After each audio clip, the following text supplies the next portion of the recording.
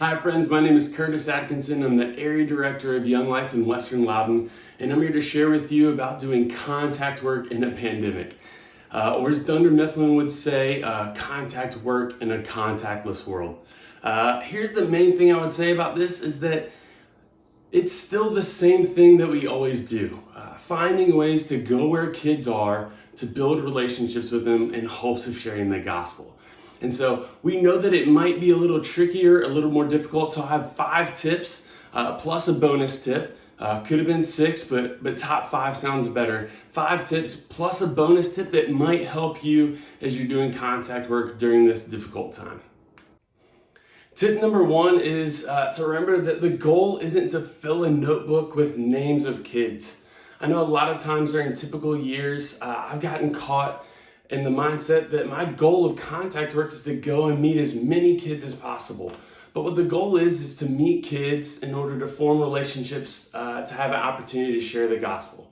So lean into those times where maybe it's just 1 or 2 kids. This past fall, one of the guys I met, we were playing pickleball with some other guys, and I invited him along, and he lives about 25 minutes outside of town. And during a normal year, I probably just would have seen him at basketball games or things like that.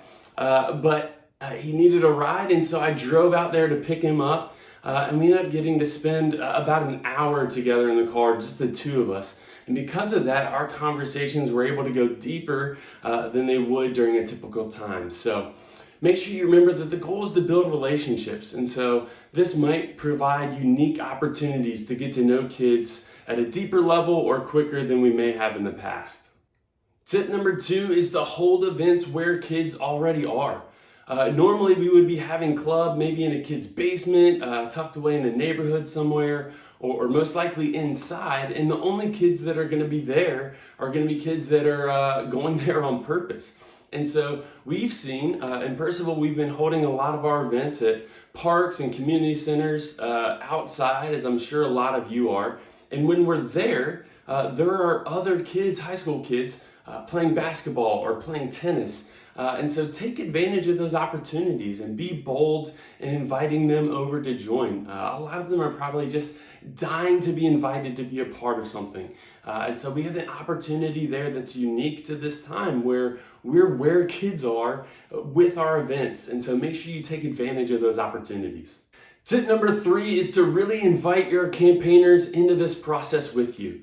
During a typical year, I know I'm at fault of just telling our campaigner friends to invite their friends to club or campaigners without really giving the why. And so this is a time where we can really be honest and transparent with them and say, hey, without that introduction or that invitation, we are much less likely to see and meet your friends out because we just aren't able to be with them in the community as much. And so it's a chance to invite them to be partners in this with you and to maybe let them know for sure that this may be the only opportunity their friends have to hear the gospel. And so really lean into that.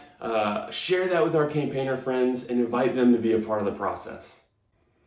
Tip number 4 is to find ways to be embedded in your school. Lots of schools are looking for substitute teachers, coaches, that sort of thing. And so finding ways to be there with a reason, whereas right now maybe we can't go to sporting events or we can't go to theater productions or any of those things, but they're still looking for people to be involved and to help out. And my good friend Scott Phillips does a great job of this at Fairfax High School, and he's going to share a little bit about what coaching does in terms of contact work for him.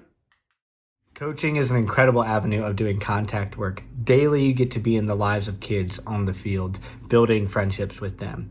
And though you don't necessarily get to share the gospel with them through word, you get to share the gospel with them through actions, by the ways that you coach and teach and love and serve them.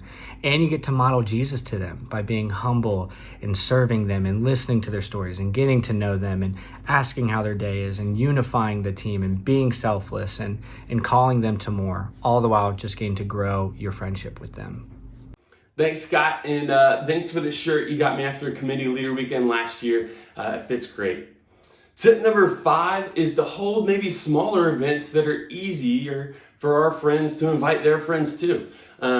Maybe it's easier for them to invite their friends to a small group. We've seen in our area some small groups double in size this winter because our kids felt really comfortable inviting their friends into that smaller community. And so know that especially right now, kids are dying for connection to other people. They might have been more isolated than ever, and maybe going to a big event with a bunch of people that they don't know feels unsure or unsafe to them.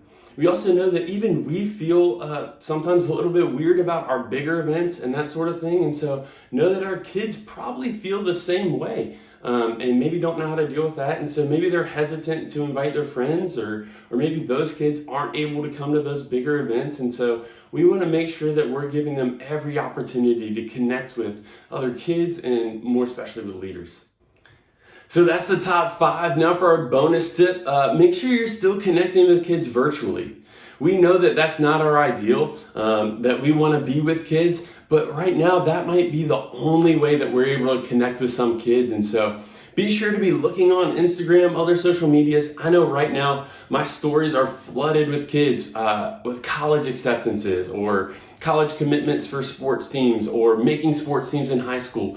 And it makes for a really easy message, maybe to a kid you haven't seen in a while, to say, hey, congrats on this. We'd love to get together sometime, or let's hang out and do this. So make sure that you're still taking advantage of that. Sports, even though we can't go, lots of places have streaming platforms up now. And so just like we would go up to kids after games and say congratulations, a quick text to a kid. Just a couple days ago, one of my guys won the regional championship for golf in a playoff, which is really cool. And so I was able to shoot him a text and congratulate him on that. And we were able to talk about states coming up as well. So don't neglect that as well during this time. Hopefully that provides you with some tips or maybe some help on doing contact work during a really tricky and difficult time. And I would say this, that I know it's difficult and we know that it may be harder than it normally is. But I would say even because of that, it's probably more important than ever.